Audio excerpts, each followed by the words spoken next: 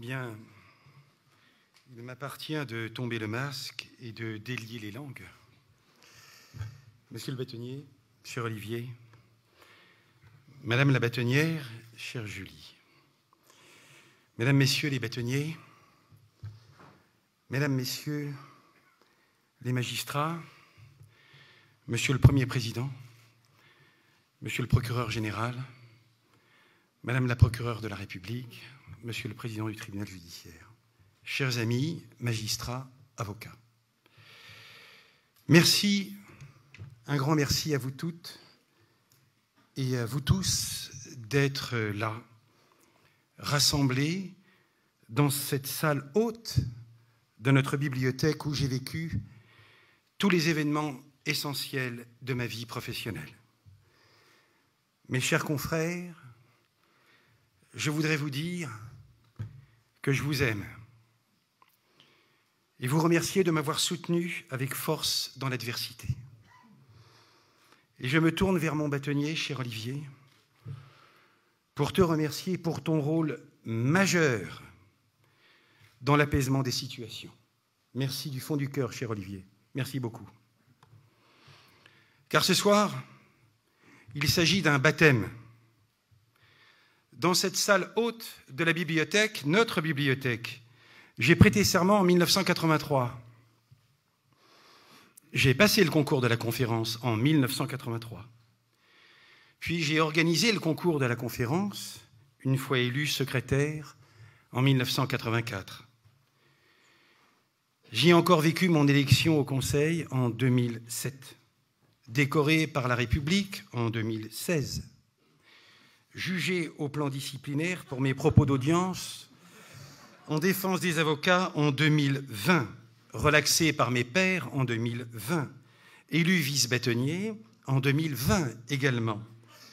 J'y ai siégé avec le Conseil en 2021, et puis nous voici réunis ce soir d'élection, de joie, d'ivresse qui nous tend les bras, et surtout d'amitié fraternelle.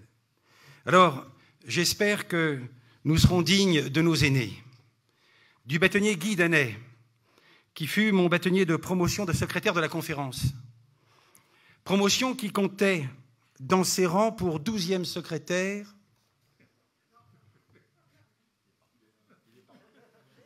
le bâtonnier Jean Castelin, promoteur d'un ordre national pour une profession unie et plus forte. Il avait raison. Et sans qui je ne serais pas ici, car c'est lui qui a créé la fonction de vice-bâtonnier, dont j'ai fait l'éloge un soir de concours de conférence où je présentais le candidat Jean-Yves Le Borgne, alors que le bâtonnier Christian Charrière-Bournazel était en exercice.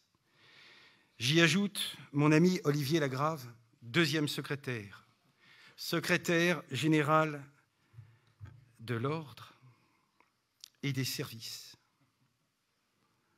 avec qui j'ai prononcé mon discours de rentrée en juin 1985, faisant l'éloge, comme tu l'as dit, cher Olivier, du bâtonnier René William Thorpe, mort à la barre après avoir plaidé.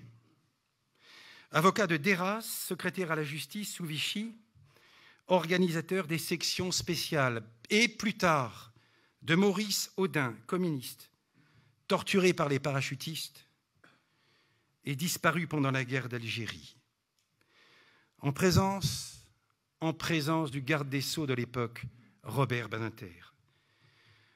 Olivier, cher Olivier Lagrave, toi qui m'as tant aidé à surmonter une épreuve disciplinaire difficile.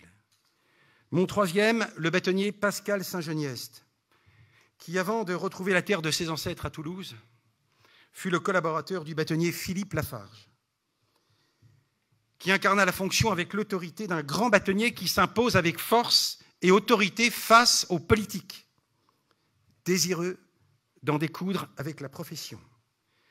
C'est auprès du bâtonnier Philippe Lafarge que le bâtonnier Frédéric Sicard, prochain bâtonnier doyen de l'ordre, apprendra le métier d'avocat puis celui de bâtonnier, comme avant lui le bâtonnier Bernard Vattier, aujourd'hui doyen du Conseil de discipline. Évoquer le bâtonnier Philippe Lafarge, c'est aussi parler de notre ami Grégoire, qui a notre affection et notre soutien. Grégoire, tu peux compter sur nous.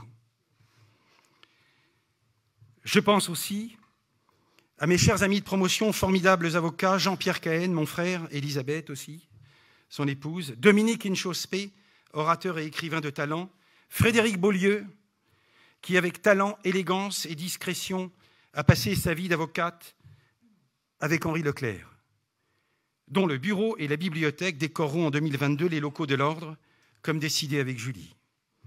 Nathalie Dreux, notre muse toujours aimante, Antoine de Brosse, poète, parti un temps du cabinet Gide pour vivre sur son île de Nouméa, Claude Butin, devenu magistrat et récemment auteur de l'ouvrage, j'ouvre les guillemets, « Ne faites jamais confiance à la justice de votre pays ». C'est un magistrat qui s'exprime. Ancien secrétaire de la conférence. Kassoum Tapo, auteur d'une thèse sur François Mauriac, qui avait trouvé une collaboration à l'époque dans un bureau sans fenêtre et qui fit bien de retourner au Mali, où il devint bâtonnier, ministre, et se fit construire un palais comme un roi. Bruno Sapin, parti trop tôt, mais présent dans nos cœurs. Bref, aujourd'hui, une promotion de 4 bâtonniers. Comme avocat, je dois ma naissance au bâtonnier Mario Stasi, qui m'a présenté Paul Prompte, avocat de Bernard Laroche en 1985 et que j'ai défendu jusqu'à son assassinat. Le bâtonnier Mario Stasi, fondateur de l'Institut de droit pénal du barreau de Paris avec Henri Leclerc et Jean-Marc Varro, qui fut mon patron pendant l'année de conférence, qu'il m'a généreusement permis de vivre. L'Institut de droit pénal, dont le bâtonnier Pierre-Olivier Sûr, cher Pierre-Olivier, m'a remis la présidence et dont je confierai la destinée à Marie-Alix Canu-Bernard, parce qu'elle le mérite et parce qu'elle est une grande avocate pénaliste. Comme membre du Conseil de l'Ordre, c'est vers Bénédicte Bury, que je ne vois pas, mais qui est présente, qu'il faut se retourner. J'étais ton associé avec Louis de Gauss et Bertrand Moreau. Et c'est toi, Bénédicte, qui m'as demandé en 2007 de me présenter à l'Ordre en disant à l'impétrant incrédule que j'étais, « Vincent, tu verras, c'est pour toi ». Merci, Bénédicte. Et puis, il y a ma fille, Julia, avocate, à mes côtés depuis 2013. Je me demande si ce n'est pas moi qui travaille à ses côtés aujourd'hui, qui a rédigé en 2014 notre ouvrage sur les perquisitions, perquisitions chez l'avocat, défense des secrets et inviolabilité de l'asile sacré, avec une préface de l'ami François Saint-Pierre, qui a rédigé tous les articles et tous les comptes rendus confidentiels de perquisition sur plusieurs années pour le bâtonnier, et qui, de temps à autre, n'hésite pas à m'interpeller sur des sujets polémiques en me rappelant, j'ouvre les guillemets, « Tu n'es pas le seul à exister sur Terre ». Ma fille Flora, qui a fait de moi le jour de mon anniversaire un grand-père, mon fils Romain le musicien, ma Nathalie, qui m'a accompagné avec amour et surtout patience dans toutes mes aventures et les épreuves les plus dures. Et l'ami Pascal, avec sa dimension cristalline, Philippe Lucet, ancien secrétaire général de l'Ordre, qui organisait la riposte aux perquisitions que j'appelais systématiquement en perquisition pour ses précieux conseils. L'ami Ron Soffer, mon cher ami, toujours fidèle en amitié et en permanence judicieux dans les moments les plus complexes.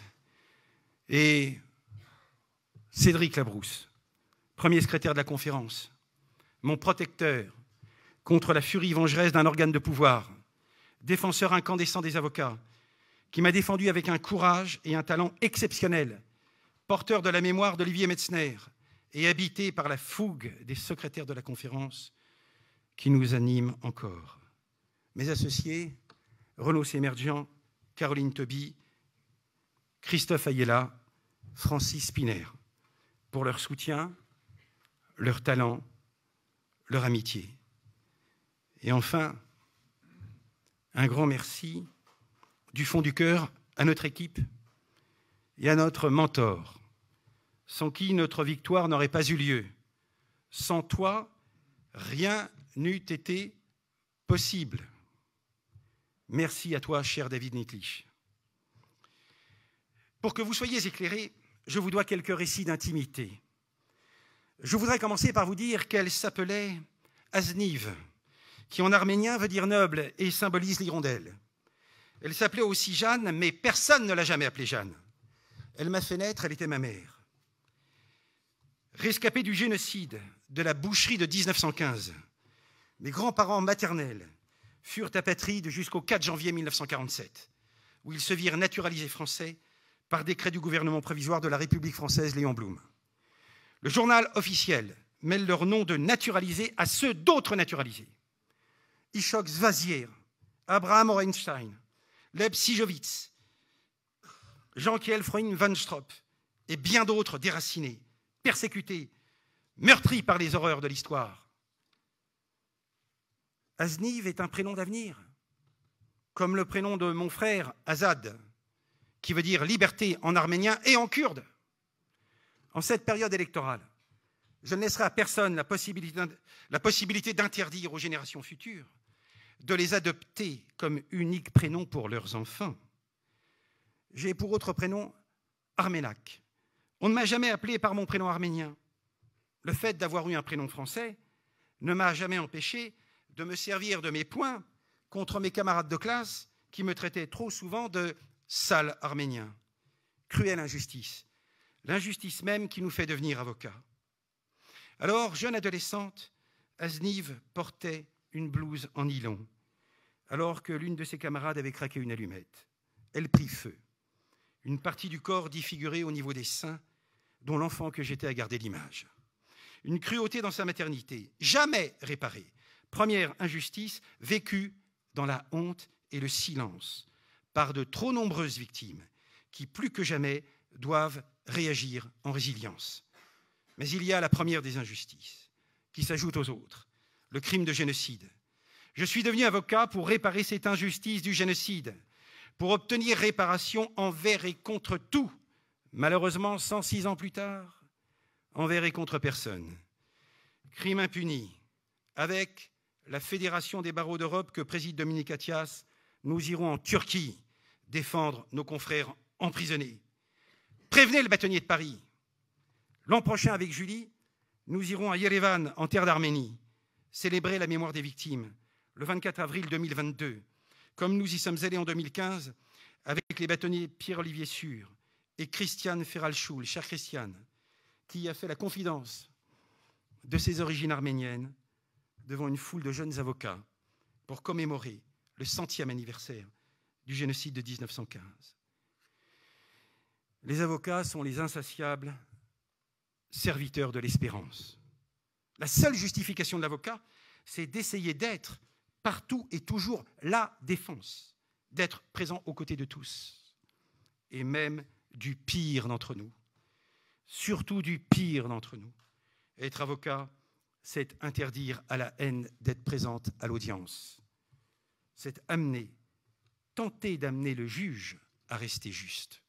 Jean-Denis Bredin, 1er mars 1976.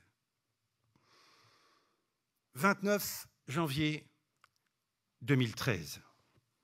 Perquisition chez un avocat arbitre, académicien aussi, le plus brillant de sa génération. Le délégué du bâtonnier s'oppose à ce que son confrère réponde aux questions des magistrats instructeurs en invoquant la jurisprudence de la chambre criminelle. Et le juge d'instruction répond au délégué du bâtonnier, j'ouvre les guillemets, « Maître, vous nous fatiguez avec votre jurisprudence. » La défense ne s'assume pas du bout des dents. Elle ne peut être que passion ou rien. Robert Badinter, l'avocat bayonnais, 15 janvier 1981. Le courage pour un avocat, c'est l'essentiel. Ce sans quoi le reste ne compte pas. Robert Badinter, 4 novembre 2017. Le reste, le talent alors. Qui sans le courage perd son sens. Sens étymologique du mot passion, du latin passio, souffrance. Badinter et Bredin nous livrent alors le même message. Un homme véritable est celui qui résiste, qui lutte et qui n'a pas peur au besoin de dire non, même à Dieu. Défendre, c'est souffrir. Pour Alfred de Musset, dont j'emprunte la citation au discours officiel d'une magistrate de haut grade qui a irréversiblement pris sa retraite, « L'homme est un apprenti, La douleur est son maître, et nul ne se connaît tant qu'il n'a pas souffert. C'est une dure loi, mais une loi suprême. Il faut éradiquer cette douleur qui n'a pas sa place dans l'œuvre de justice. La douleur n'est pas le maître des avocats. La douleur n'est pas le maître des magistrats. Le judiciaire, c'est la violence, jusqu'au suicide. Cette violence que tempère l'humanité de bonnes âmes, magistrats ou avocats. Il existe une génération Robert Badinter. Il existe une génération Henri Leclerc. Une génération vouée à la défense qui nous a nourris. Avec Julie, nous ne serons jamais des bâtonniers paillassons. Nous revendiquerons notre indépendance à l'égard de tous les pouvoirs. Un bâtonnier n'est jamais l'otage d'un gouvernement. La défense des avocats, la défense des intérêts des avocats est l'unique boussole. Nous serons là, toujours présents, pour obliger les fossoyeurs de la profession d'avocat à s'affranchir de leur pestilence. Le bâtonnier Jean Lemaire écrivait dans son traité sur les règles de la profession d'avocat: le bâtonnier assistera lui-même à la perquisition. Le bâtonnier doit veiller au respect du secret professionnel et des droits de la défense. Dès 1975, la messe est dite, c'est beau. La mission du bâtonnier a valeur constitutionnelle. J'ai écouté Hervé Temim plaider durant 3 heures pour Thierry Herzog, après Jacqueline Lafont, aérienne, délicate, exquise, j'insiste. Et j'ai éprouvé le sentiment de l'absolu. Un instant magique, quasi irréel, qui incarne le don de soi pour l'autre jusqu'au bout de notre sacerdoce. Le propre de l'avocat est de s'approprier la vie de l'être qui se confie pour la refondre, la métamorphoser. Comme le dit Henri Leclerc, je crois à l'oralité, au contact oral, qui est une base fondamentale pour tous. Je crois à l'éternité de l'oralité. La contestation du bâtonnier a vocation à s'inscrire en amont de cette défense. La procédure pénale est avant tout la garantie de l'exercice des droits de la défense. Et je suis fier de vous dire que la défense des avocats pour l'avenir est assurée aussi sous l'autorité de Camille Petier, avec l'équipe de délégués contestataires des perquisitions. Je ne serai pas très loin du théâtre des opérations. Julie non plus. Nous nous situerons au cœur de toutes les tempêtes pour mieux les affronter. Monsieur le bâtonnier Basile Adair, cher Basile, tu nous avais dit lors de la rentrée du barreau du 30 novembre 2018, je cite, qu'il n'y a pas une semaine où le représentant du bâtonnier, notre grognard, ne se batte pied à pied, ne rien céder sans combat, pour préserver le secret professionnel lors des perquisitions ordonnées chez les avocats. Mais tu évoquais tous les délégués du bâtonnier. Infatigables, d'une endurance exceptionnelle, près des 6 heures pétantes pour la défense du libre exercice de la profession d'avocat, du secret professionnel et des droits de la défense. Ils se lèvent aux aurores pour humaniser l'intrusion. Je n'ai renoncé à rien. Nous ne sommes pas là pour geindre ou pour gémir. En perquisition, il faut un bâtonnier pour protester. Nous devons assurer la prééminence du bâtonnier pour sauvegarder l'unicité de notre secret. Défendre, c'est conseiller. Et conseiller, c'est défendre. Dès le premier contact. Il s'agira de débattre coûte que coûte devant ce juge impartial et indépendant qu'est le JLD. Notre secret professionnel n'est pas une denrée négociable. Un cabinet d'avocats est un temple qu'il ne faut pas profaner, un asile sacré qui mérite le respect. Le législateur national doit comprendre que le secret professionnel de l'avocat est un et indivisible et qu'il n'est pas habilité à le diviser. La loi nouvelle est protectrice du secret pour autant que le bâtonnier présent, actif, exerce sa contestation avec dextérité. Et nous nous sommes battus pour une présence active du bâtonnier contestataire sans lequel le secret n'existe pas. Paris, place de droit, suppose un barreau serein, car les cabinets d'avocats ne sont pas des poubelles nauséabondes que l'on fouille à sa guise, mais de véritables entreprises de juristes au service du droit pour le justiciable, de vrais gardiens des secrets et des confidences des justiciables qu'il est indécent de suspecter irréfragablement de fraude fiscale, de corruption, de financement du terrorisme, de trafic d'influence et de blanchiment. Avocat, mais pas voleur, chose admirable pour le peuple, pour reprendre la devise prêtée à Saint-Yves, Yves Ellory, patron des avocats. Message de nos confrères inquiétés à tous les délégués. J'ai envie de pleurer. Je n'aurais jamais tenu sans vous. Cela est si violent. Je suis brisé en 1000 morceaux. Je suis vraiment fier de mon ordre à présent, car je ne doute plus de son utilité, son efficacité, son humanité. Quand on est bâtonnier, il faut savoir s'engager. Défendre, c'est aussi transgresser pour la défense.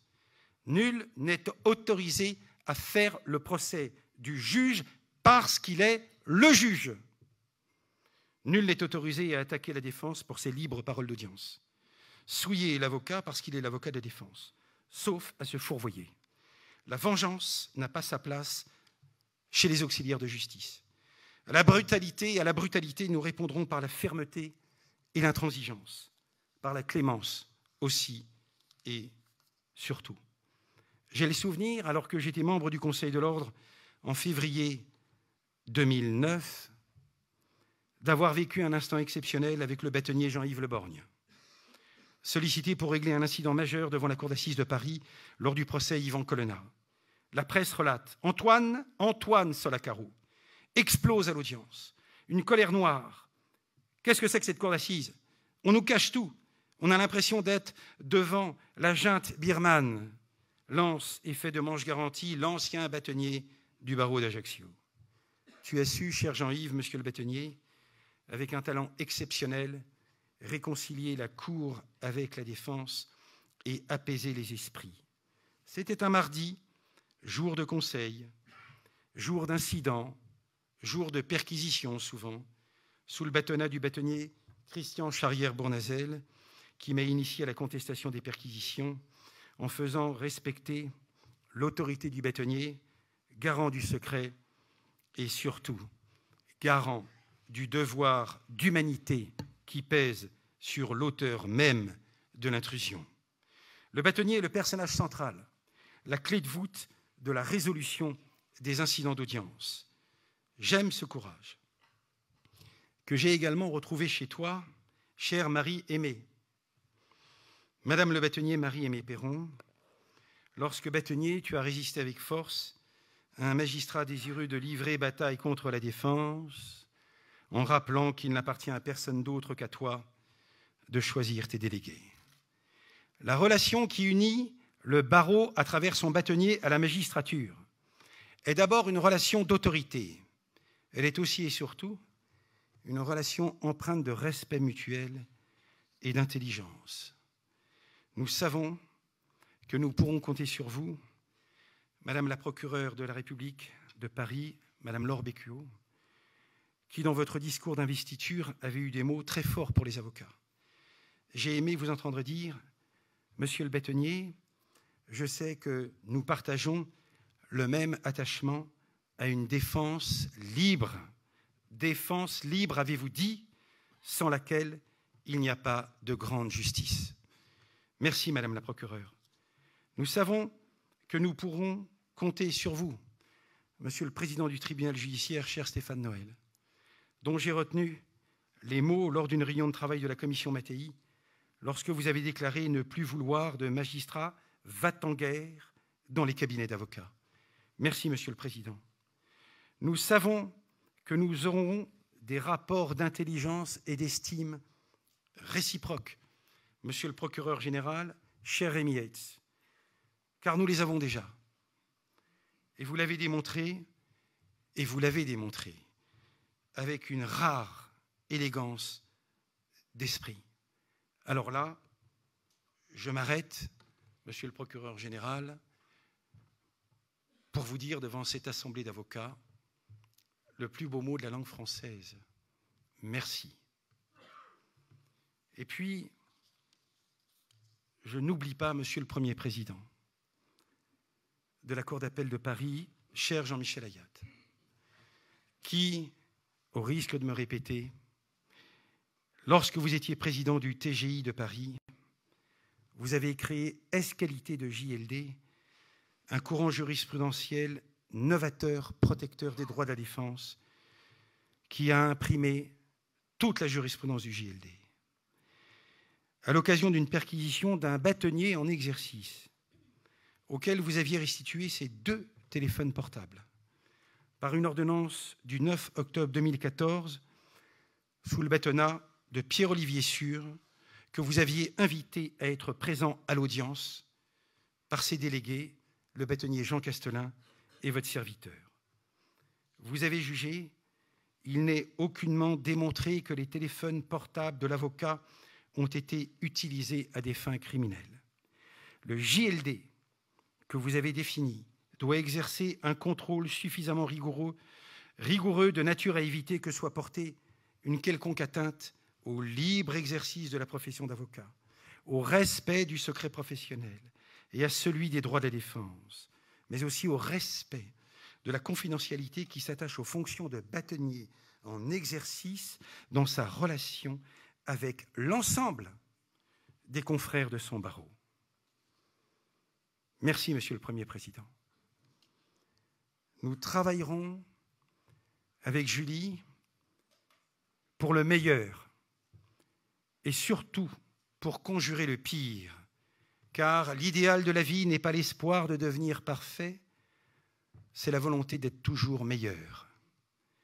Avec Julie, Madame la bâtonnière, nous vous promettons une aurore apaisée. Nous nous battrons pour que l'on nous respecte. Il y aura des difficultés et il y aura des délices, mais chaque action après action est un chemin vers le but. Madame la bâtonnière, chère Julie, je vous promets mon engagement et mon dévouement pour un beau bâtonnat, car je sais que vous possédez en vous la force de tous les courages. À toi, Julie.